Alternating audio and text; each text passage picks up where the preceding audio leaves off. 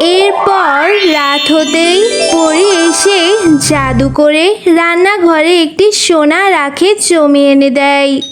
টয়া, এটা জাদু রাখে জমি। এখন থেকে তোমাদের আর কোনো দুঃখ কষ্ট থাকবে না। এই সোনার আখগুলো বিক্রি করে তোমাদের সংসারের অভাব দূর হয়ে যাবে। টয়া, আমি কাজে যাচ্ছি রে মা, তুই সাবধানে বাড়িতে থাকিস। আমি তাড়াতাড়ি ফিরে আসবো। ঠিক আছে মা, যাও, তবে তাড়াতাড়ি বাড়ি ফিরে আসবে। আর মা, আমার না খুব আখ খেতে ইচ্ছে করছে। বাজারেও না অনেক আখ উঠেছে। তুমি আমার জন্য একটা আখ কিনে নিয়ে এসো মা। এখন এই আখগুলো না মা খুব মজা, খুব মিষ্টি। আচ্ছা ঠিক আছে রে মা, আমি বাড়িতে ফেরার পথে তোর জন্য বড় দেখে একটা আখ নিয়ে আসবো। তারপর তুই মন ভরে খাস, কেমন? কিরে শেফা, রোজ রোজ এত দেরি করে কাজে আসিস কেন? আজকেও তো দেখছি দেরি করে এসেছিস। তোকে আর আমার বাড়িতে কাজ করতে হবে না, যা, আমি ভালো দেখে একটা নতুন কাজের লোক রেখে দেব। কিন্তু বাঘিনী ভাবি, আপনি আমার সাথে এরকম ভাবে কেন কথা বলছেন? আমি তো সঠিক সময়েই কাজে এসেছি। দয়া করে এভাবে আমাকে কাজ থেকে বাতিল করে দেবেন না, তাহলে মেয়েটাকে নিয়ে যে আমার না খেয়ে মরতে হবে। আরে আরে, তুই কে মরবি নাকি না কে মরবি এসব কি আমার দেখার বিষয় বল? আমি সস্তায় একটা ভালো মানের কাজের লোক পেয়েছি, তাকে কম টাকা দিলেও চলবে। তুই এখন এখান থেকে চলে যা তো। বাঘিনী ভাবি যে কাজ থেকে তাড়িয়ে দিল, এখন যে আমি কোথায় যাব? যাই, মেয়েটা একটা আখ খেতে চেয়েছে, বাজার থেকে ওর জন্য একটা আখই কিনে নিয়ে যাই। এরপর শেফা শিয়ালিনী বাজার থেকে একটা আখ কিনে নিয়ে বাড়িতে চলে যায়। মা, তুমি আমার জন্য আখ নিয়ে এসেছো। আমি তো একটা আখের কথা বলেছিলাম, তুমি আমার জন্য দুইটা আখ নিয়ে এসেছো। দাও তো মা, তাড়াতাড়ি দাও, আমি মন ভরে আখ খাবো। মা, ও মা, তোমার তো মন খারাপ কেন? তুমি চুপচাপ হয়ে আছো, কি হয়েছে মা তোমার, বলো তো। না রে মা, কোথায় মন খারাপ, আমি ঠিক আছি। বাঘিনী ম্যাডাম যে আমাকে কাজ থেকে তাড়িয়ে দিয়েছে রে মা, সে নাকি আমার থেকেও ভালো মানের কাজের লোক পেয়েছে, তাও আবার অনেক সস্তায়। এখন আমি কোথা থেকে কাজ খুঁজবো রে মা? এখন যে আমাদের না খেয়ে মরতে হবে। মা, তুমি কোনো চিন্তা করো না, আমার মাথায় একটা বুদ্ধি আছে। তুমি যে আখ দুটো এনেছো, ওই আখ দুটো কেটে কেটে আমাদের বাড়ির পাশের জমিতে রোপণ করে দেব, আর অনেকদিন পরে আমরা সেগুলো বিক্রি করব। হ্যাঁ রে টুম্পা, তোর মাথায় তো দেখছি অনেক বুদ্ধি। চল, আমাদের বাড়ির পেছনের জমিতে গিয়ে আখগুলো রোপণ করে দিই। মা, এখন চলো তো তাড়াতাড়ি, আমরা এই আখগুলোকে দা দিয়ে কেটে ওই জমিতে রোপণ করে দিই। এরপর টুম্পা ও তার মা তাদের বাড়ির পাশের জমিতে সেই আখগুলো পুঁতে দেয়, আর তারা দুজন সেই আখগুলোর খুব যত্ন নিতে থাকে। ও মা, দেখো বাইরে কত সুন্দর বৃষ্টি হচ্ছে। আমাকে আর কাল থেকে এত কষ্ট করে আখের জমিতে পানি দিতে হবে না, তাই না মা বলো? আমাদের আখগুলো এত বৃষ্টির পানি পেয়ে খুব ভালো হবে, আর অনেক তাড়াতাড়ি বড় হয়ে যাবে। হ্যাঁ রে মা টুম্পা, এভাবে বৃষ্টি পড়লে আমাদের আখগুলো খুব তাড়াতাড়ি বড় হয়ে যাবে, আর অনেক মিষ্টিও হবে, বাজারে ভালো দামে বিক্রি করতে পারবো।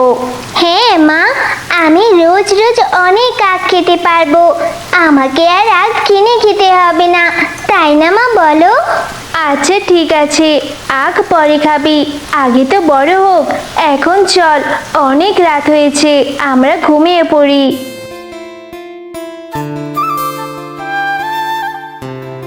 মা দেখেছো আমাদের আখগুলো কত বড় হয়েছে? মা, এখন কি আখগুলো বাজারে বিক্রি করা যাবে?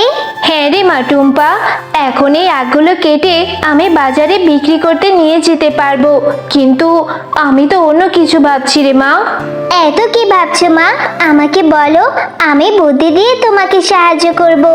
আমি ভাবছি যে বাজারে তো বাঘ মামা খুব ভালো ভালো আখ বিক্রি করে, সবাই তো তার কাছ থেকেই আখ কিনে নেয়, তাহলে আমার কাছ থেকে কে আখ কিনে নেবে রে মা?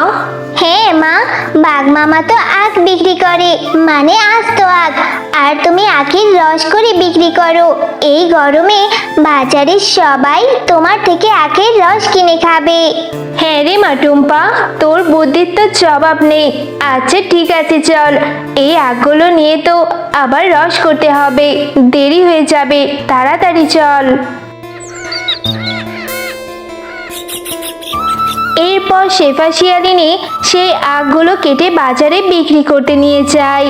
আর বাজারে আখের রস দেখে সবাই খুব তৃপ্তি করে শেফালির দোকান থেকে আখের রস কিনে খায়।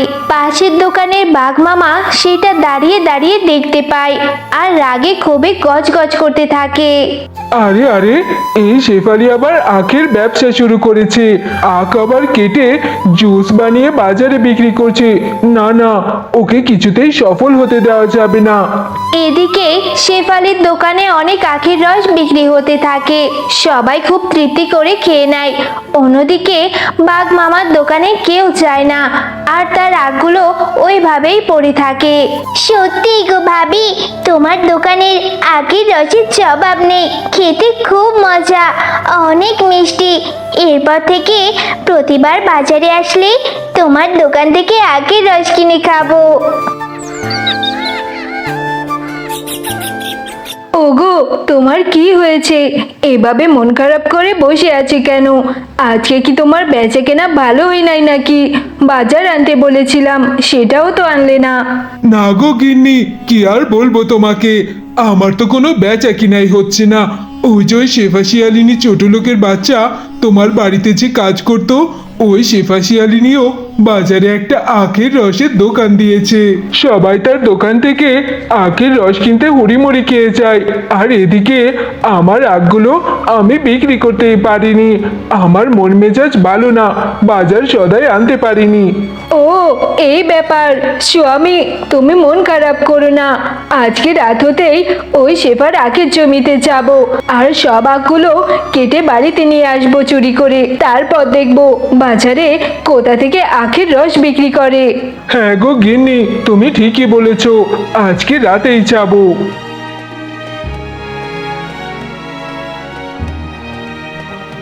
এরপর রাতের বেলা শেফা শিয়ালিনীর আখের জমি থেকে বাঘ ও বাঘিনী দুজনে আখ চুরি করতে থাকে।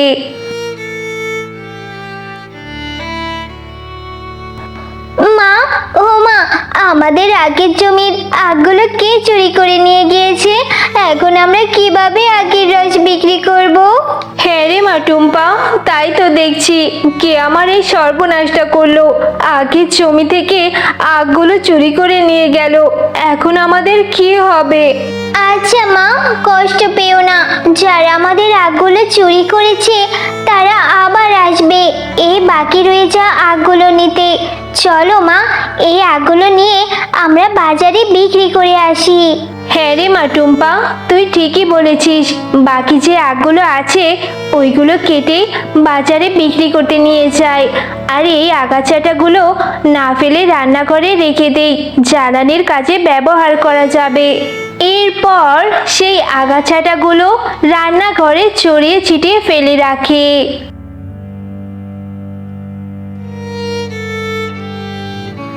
আহারে, অসহায় শেফা শিয়ালিনীর জমির আখগুলো দুষ্টু বাঘিনী নষ্ট করে দিয়েছে।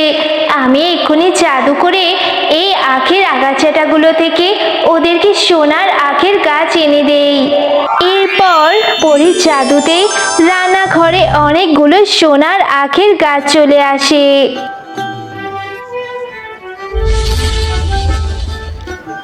মা, ও মা, দেখেছো রান্নাঘরে সেই ফেলে দেওয়া আগাছাটাগুলো থেকে কত কত সোনার আখ গাছ হয়েছে। হ্যাঁ রে মা, তাই তো দেখছি। এ কি অবিশ্বাস্য কাণ্ড! আগাছাটা থেকে সোনার আখ গাছ হয়ে গেল। হ্যাঁ টয়া, এটা জাদু সোনার আখের জমি। তোমাদের সেই ফেলে দেওয়া আগাছাটাগুলো থেকেই রান্নাঘরে এতগুলো সোনার আখ গাছ হয়েছে। তোমরা অনেক ভালো। তোমরা চাইলে এখান থেকে যত খুশি আখ নিয়ে বিক্রি করে তোমাদের সংসারের অভাব দূর করতে পারবে। বন্ধুরা, গল্পটি যদি ভালো লেগে থাকে চ্যানেলটিকে সাবস্ক্রাইব করে দাও আর পাশে থাকা বেল আইকনটিতে প্রেস করে আমাদের পাশেই থেকো।